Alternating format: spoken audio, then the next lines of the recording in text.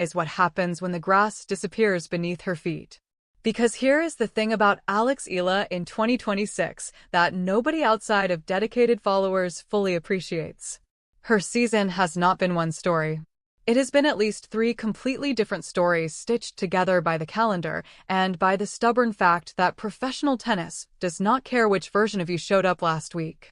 The version of Eala who reached the quarterfinals in Dubai in February, beating Paolini and Serena Sirsti back-to-back before Coco Gauff shut her out 6-0, 6-2, is a different competitor than the one who won the Birmingham title in June. And both of them are different from the player who walked into the Berlin Tennis Open ranked somewhere outside the top 30 and proceeded to beat Donna Vekic, Elena Rybakina, and Alina Svitolina in consecutive rounds, all in straight sets, before Linda Noskova ended the run in the semifinals. What connects these versions is not consistency. What connects them is the specific nature of their failures. Look at the pattern. In Dubai, she reaches the quarterfinals and then gets leveled by Gauff. At Indian Wells, she beats Diana Yastremska in a 3-set thriller, and then Gauff retires against her in the 4th round, and Eala advances to the round of 16 where Noskova demolishes her 6-2, 6-0. In Miami, she grinds through Laura Siegemund in 3 sets and then beats Magda Linette, and Karolina Muchova erases her 6-0, 6-2 in the round of 16. There is a ceiling in these results, and the ceiling has a specific texture. When Eala runs into a player who can absorb her best ball and redirect it with superior weight or superior depth, the scoreline collapses. Not gradually. Completely. The 6-0 sets, the 6-2 sets, the retired-looking body language, they suggest a player who, when her weapons get neutralized, does not have a plan B that can keep the match competitive. That observation is real, and it matters. But here is where it gets complicated. On clay, the surface that was supposed to be her proving ground this spring, Eala went nowhere. Stuttgart, 2nd round. Linz, 3rd round loss to Elena Ostapenko. Madrid, 2nd round. The Italian Open offered a glimmer. She reached the 3rd round in Rome, but then Roland Garros sent her home in the 1st round. Her friend Iva Jovic beat her. The clay season looked like a verdict. Like the surface had weighed her flat, paceless ball and found it wanting, and the conversation around her game was starting to calcify into something uncomfortable, that she was a hard-court player with grass-court flair and absolutely nothing for dirt. And then Birmingham happened. She won the WTA 125 title there, beating Nikola Bartonkova in a final that required her to come back from a set down. That was the first shift. Not a seismic one. A 125-level title on grass is not a career-defining result. But the way she won it mattered. She served under pressure when she needed to. She extended rallies she would have cut short 2 months earlier. She played with a patience that looked borrowed from her training at the Rafa Nadal Academy in Mallorca, where her coach Joan Bosch had been trying to install exactly that quality for years. And then she carried it to Berlin. The Berlin Tennis Open was where Eala's grass-court identity went from theoretical to undeniable. Vekic had just won the Queen's Club title and was riding a wave of confidence. Eala beat her 7-5, 6-4. Rybakina was the world number 2. Eala beat her 7-5, 6-4. Svitolina was the world number 6 or 8, depending on the week, and Eala beat her 6-3, 6-4. 3 top 10 players in 3 consecutive rounds. On grass. The same player who had been getting blown off the court by Muchova and Noskova on hard surfaces just weeks before was suddenly dictating play against Grand Slam champions on the lawns of Berlin's Rot-Weiss Tennis Club. How do you reconcile that? How do you hold those 2 players in the same body? The answer, as far as anyone can read the tactical evidence, is that grass does something specific to Eala's game that no other surface does. She hits the ball early. She takes it on the rise. She redirects pace. On hard courts, those skills are valuable but not decisive, because the bounce gives her opponents time to recover position. On clay, the bounce kills her. The ball sits up, the spin grabs, and her flat, timing-based strokes lose their venom before they cross the service line. But on grass, where the ball stays low and skids through, where the court rewards exactly the kind of aggressive, front foot tennis, she plays naturally. Everything clicks. The returns that get sent back with interest on hard courts become outright winners on grass. The serve, which remains the most documented weakness in her game, matters less when her return game is generating so much free pressure that opponents cannot lean into their own service games. This is not a new observation. Coaches and analysts flagged it after her run to the Eastbourne final in 2025, where she had 4 championship points against Maya Joint and could not convert any of them. But what Birmingham and Berlin and Wimbledon confirmed is that the observation is not just a quirk. It is the core of her competitive identity, at least for now. Alex Eala is a grass-court tennis player. She might become something else eventually.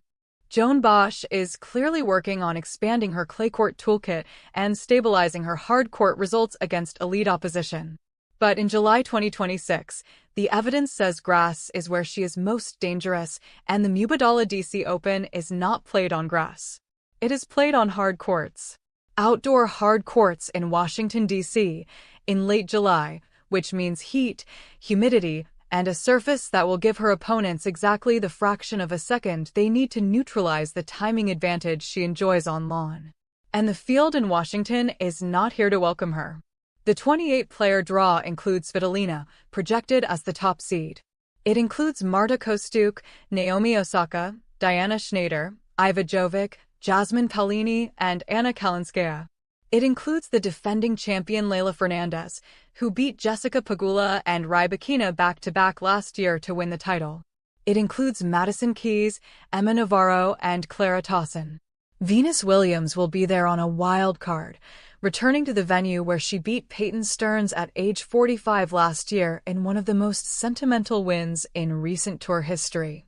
And it includes Eala, who is currently ranked 32 in the world and whose record on hard courts in 2026 is complicated. Not bad. Complicated. She reached the semi-finals in Auckland to start the year, beating Donna Vekic along the way. She made the quarterfinals in Abu Dhabi and Dubai. She reached the 4th round at Indian Wells and Miami. Those are legitimate results for a player who started the season ranked 50th. But the quality of those losses, the Goff demolition in Dubai, the Noskova demolition at Indian Wells, the Machova demolition in Miami, tells a story that cannot be ignored. When Eala faces top 15 opposition on a hard court, the match often does not stay competitive deep into the second set. So what does Washington represent? It is the first tournament of the North American hardcourt swing. It is the first meaningful event after a 3-week break she took following Wimbledon, a break she reportedly spent in the Philippines recharging before the long summer grind. It is the first hardcourt tournament she has played since Miami in late March. That is 4 months away from the surface. For months during which her game has been recalibrated for clay and then grass, and now must snap back to the surface where the majority of the tour's points are distributed. The transition alone is worth paying attention to. When a player's best recent results have come on grass, moving to hard courts is not a simple lateral shift. The footwork changes. The ball comes through at a different height. The instinct to take the ball early, which serves Eala brilliantly on grass, becomes a liability if the bounce is higher and heavier than what her feet remember. Players who ride hot grass court form into the hard court swing often struggle for a round or two before their timing recalibrates. Eala is young enough and talented enough to adjust quickly, but the first match in Washington will tell you a lot about how deep the grass court muscle memory has settled.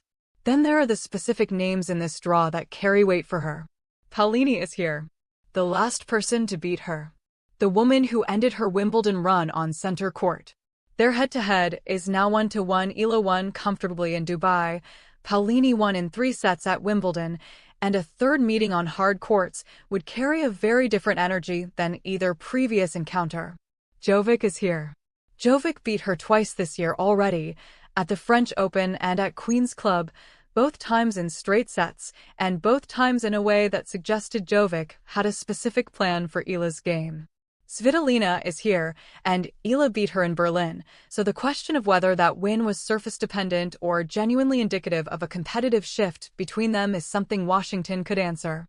But the opponent who should command the most attention is the one Eala probably does not want to think about.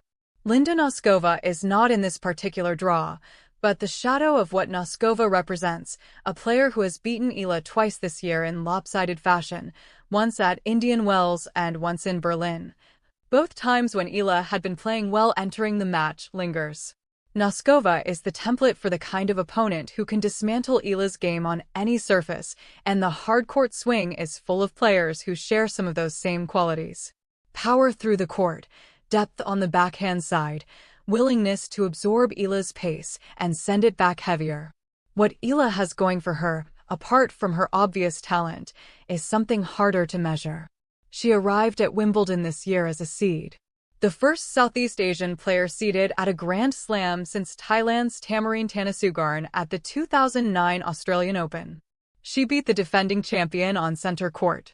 She received a standing ovation from a crowd that had no patriotic reason to cheer for her but did anyway, because the quality of her tennis and the clarity of her competitive spirit were self-evident. She has, in the space of 12 months, gone from a player the broader tennis world acknowledged as promising to a player the broader tennis world recognizes as present. That shift is real. It changes how opponents prepare for her. It changes how she walks into a locker room. And it might, though this is impossible to prove, change how she handles the moments in matches where her game used to fold. The serve remains the issue. Her first serve percentage is adequate but not threatening, and her second serve is a target for any returner with decent foot speed and a plan. On grass, the skid of the surface compensated for the lack of pop on her delivery. On hard courts, it will not. Every top player in the Washington draw knows this. The coaching box across the net will have a simple directive: get the return in play, wait for the second serve, and attack it.